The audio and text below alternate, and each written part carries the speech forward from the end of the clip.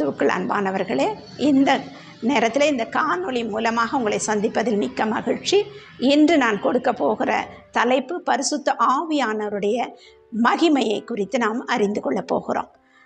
எபேசு சபையை குறித்து பவுல் 19ஆம் அதிகாரம் 2ஆம் வசனத்திலே இவ்வண்ணமாய் சொல்லுகிறார். அவர் எபேசு சபையாரை சந்திக்கிறார், எபேசு மக்களை, விசுவாசிகளை சந்திக்கிறார். அந்த நேரத்தில் அவரிடத்தில் அவர் கேட்கிறார், பரிசுத்த ஆவியை பெற்றிருக்கிறீர்களா என்று கேட்கிறார். அப்பொழுது அவர்கள் சொல்லுகிறார்கள், 5ஆம் 6ஆம் வசனம் அதே அதிகாரத்தில், நாங்கள் பரிசுத்த ஆவியை கேள்விப்படவே இல்லை என்று அவர்கள் சொல்லுகிறார்கள். ஏன் நீங்கள் கேள்விப்படவில்லை அப்படி என்றால், அவர்கள் யோவானுடைய ஞானஸ்தானத்தை பெற்றிருந்தார்கள். யோவானுடைய ஞானஸ்தானம் மனம் திரும்புதலுக்கு ஏற்றதான ஒரு ஞானஸ்தானம் என்று அவர்கள் சொல்லுகிறார்கள். பின்னர் அவர்கள் இயேசு கிறிஸ்துவை குறித்து அறிந்து கொண்ட பிறகு இயேசு கிறிஸ்துவின் ஞானஸ்தானத்தை அவர்கள் பெற்றார்கள். இயேசு கிறிஸ்துவின் ஞானஸ்தானம் பெற்றிருந்தாலும் அவர்கள் பரிசுத்த ஆவியானவரை முழுமையாய் பெற்றுக்கொள்ளவில்லை. ஆனால் பவுலானவர் 6ஆம் வசனத்தில் சொல்லுகிறார், பவுலானவர் அவர்கள் மீது கைகளை வைக்கும் பொழுது அவர்கள் பரிசுத்த ஆவியினால் நிரப்பப்பட்டு தீர்க்க தரிசனம் சொல்லுகிறவர்களாகவும் அந்நிய பாஷை பேசுகிறவர்களாகவும் அவர்கள் நிரப்பப்பட்டார்கள் என்று வேதம் சொல்லுகிறது. ஆம், பரிசுத்த ஆவியானவர் ஒருவருக்குள் வரும் பொழுதுதான் அவர்கள் முழுமை பெறுகிறார்கள். அவர்களுக்கு வேண்டிய கிருபைகள் அங்கு கிடைக்கிறது. ஒரு கிறிஸ்தவன் ஒரு பரிசுத்த ஆவியை பெற்று கொண்டவன் என்றால் அவனிடத்திலே கர்த்தர் பேச வேண்டும். எப்படி பேசுவார்? தீர்க்க தரிசனத்தின் மூலமாய் பேசுவார், அந்நிய பாஷையின் மூலமாய் பேசுவார். இதை நாம் கூட இன்றைய கிறிஸ்தவர்கள் கூட அதை அறியாதபடிக்கு இந்த உலகத்திலே வாழ்ந்து கொண்டிருக்கிறோம். 1 கொரிந்தியர் 12:3 சொல்லுகிறது, பரிசுத்த ஆவியினாலே அன்றி இயேசுவை கர்த்தர் என்று ஒருவனும் சொல்லக்கூடாது என்று எழுதப்பட்டிருக்கிறது. சொல்ல முடியாது, ஒருவனாலேயும் சொல்ல முடியாது.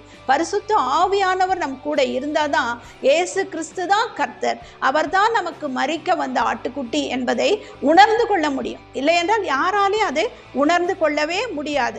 நீர் ஒரு பரிசுத்த ஆவியானவர் இருந்தாதான் நாம் போய் ஒருவருக்கு அவரை குறித்து நாம் சொல்லுவோம் ஆனாலும் கூட, அவருடைய தேவைகளுக்கு நாம் ஜெபிப்போமானாலும் கூட, அந்த மனிதனுக்கு வேண்டிய தேவைகள் என்ன என்பதை பரிசுத்த ஆவியானவர் தீர்க்க தரிசனத்தின் மூலமாக நமக்கு வெளிப்படுத்துவார். அவர்களை குறித்து காரியங்களை வெளிப்படுத்தி அவர்களை குணமாக்கி அவர்களுக்கு வேண்டிய தேவைகள் என்ன என்பதை பூர்த்தி செய்ய முடியும்.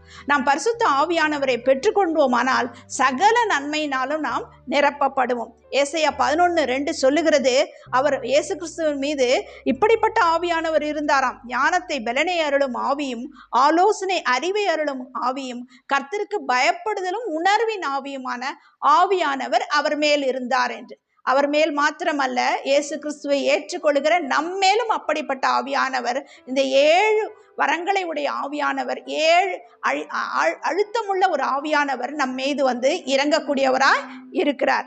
அப்போஸ்தலர் 10:38 சொல்லுகிறது, இயேசு கிறிஸ்து பரிசுத்த ஆவியின் வல்லமையினால் அபிஷேகத்தில் நிறைந்திருந்ததினால் நன்மை செய்கிறவராய் சுற்றி திரிந்தார் என்று. ஒருவருக்கு நாம் நன்மை செய்ய வேண்டும், ஒரு மனிதனுக்கு ஒரு நன்மை செய்ய வேண்டுமானால் நமக்கு பரிசுத்த ஆவியானவர் தேவைப்படுகிறார். அதே வண்ணமாக பிசாசின் வல்லமையில் அகப்பட்ட யாவரையும் குணமாக்கினார் என்று அங்கே சொல்லப்படுகிறது. ஆம், ஒரு மனிதன் பிசாசினால் கட்டுண்டு இருக்கும் பொழுது அவன் வாழ்க்கையில எந்தவித சமாதானமோ சந்தோஷமோ இருக்காது. ஆனால் அவன் விடுதலை பெற வேண்டுமானால் பரிசுத்த ஆவியானவர் இயேசு கிறிஸ்துவின் மூலமாய் நமக்கு அருளப்படுகிற அந்த பரிசுத்த ஆவியானவர் நமக்குள் இருக்கும் பொழுது ஒரு மனுஷனை நம்மால் விடுதலை செய்ய கண்டிப்பாக முடியும். லூக்கா 4:14 வாசித்து பார்த்தீர்கள் என்றால், ஆவியானவர் பலனுள்ளவராயிருக்கிறார் என்று எழுதப்பட்டிருக்கிறது. ஆம், கர்த்தர் இயேசு சாமி அந்த பெலத்தினால் அவர் கலிலேயா போனார் என்று அந்த இடத்துல குறிப்பிடப்பட்டிருக்கிறது. ஆம், பரிசுத்த ஆவியானவர் நமக்குள் வருவாரே ஆனால் அவர் நமக்கு பலன் கொடுக்கிறவராயிருக்கிறார். அதே 4ஆம் அதிகாரம் 18ஆம் வசனம் சொல்லுகிறது, அவரிடத்துல 5 காரியங்கள் பரிசுத்த ஆவியானவர் நமக்கு அருளுகிறார். எப்படி? அவரிடத்துல பரிசுத்த ஆவியானவர் இயேசு கிறிஸ்துவின் மீது இருந்ததினால் அவர் 5 காரியங்களை பலனுள்ளதாய் செய்கிறார். தரித்திரருக்கு சுவிசேஷத்தை அறிவிக்கிறார், இருதயம் நொறுங்குண்டவர்களை குணமாக்குகிறார், சிறைப்பட்டவர்களுக்கு விடுதலை அளிக்கிறார், குருடர்களுக்கு பார்வையை கொடுக்கிறார், நொறுங்குண்டவர்களுக்கு விடுதலையை கொடுக்கிறார். கர்த்தருடைய சுவிசேஷம் ஒருத்தருக்கு நம்ம சொல்லும் பொழுது அவர்களுடைய தரித்திரங்கள், அவர் வாழ்க்கையில எத்தனையோ விதமான தரித்திரங்கள் ஒரு மனுஷனை பிடித்திருக்கலாம். அத்தனை தரித்திரங்களையும் கர்த்தர் என்ன பண்றாரு? பரிசுத்த ஆவியானவர் அந்த இடத்துல விடுதலை செய்கிறார். இருதயம் நெருங்குண்டு நம்ம இடத்துல வரலாம். நம்ம இடத்துல பரிசுத்த ஆவியானவர் இருப்பாரே ஆனால் அவர்களுக்கு நாம் சுவிசேஷத்தை அறிவிக்கும் பொழுது, அவர்களுக்காக நாம் ஜெபம் பண்ணும் பொழுது, அவர்கள் அந்த நொறுங்குண்ட இருதயம் கட்டப்பட்டு காயம் கட்டப்பட்டவர்களாய் அவர்கள் திரும்ப செல்வார்கள். சிறைப்பட்டவர்களுக்கு விடுதலை. ஆம், பாவத்தில் சிறைப்பட்டவர்களுக்காக நாம் ஜெபிக்கும் பொழுது நம்மிடத்திலே பரிசுத்த ஆவியானவர் இருந்தாரே ஆனால் அந்த சிறைப்பட்ட அவர்கள் விடுதலை ஆக்கப்பட்டு வெளியே செல்வார்கள். குருடர்களுக்கு பார்வை. ஆம், குருடர்கள் என்றால் பாவத்தில் குருடர்களாய் இருட்டோடு இருக்கிறவர்களுக்கு பெரிய வெளிச்சத்தை நாம் பரிசுத்த ஆவியானவர் மூலமாய் இயேசு கிறிஸ்துவின் நாமத்தினாலே அவர்களுக்கு நாம் சொல்ல முடியும். அதே வண்ணமாய் நொறுங்குண்டவர்களுக்கு விடுதலை என்று சொல்லப்பட்டிருக்கிறது. நொறுங்குண்ட ஜனங்கள் இந்த உலகத்திலே அநேக ஜனங்கள் உண்டு. நமக்கு அடுத்தவரே நொறுங்குண்டவராய் இருப்பார்கள். நாமும் நொறுங்குண்டவர்களாய் கூட இருக்கலாம்.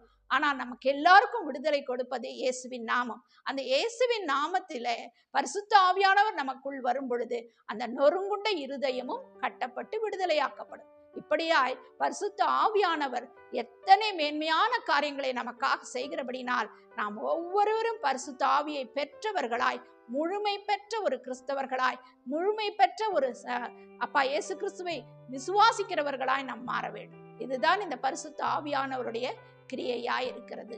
ஆமென்.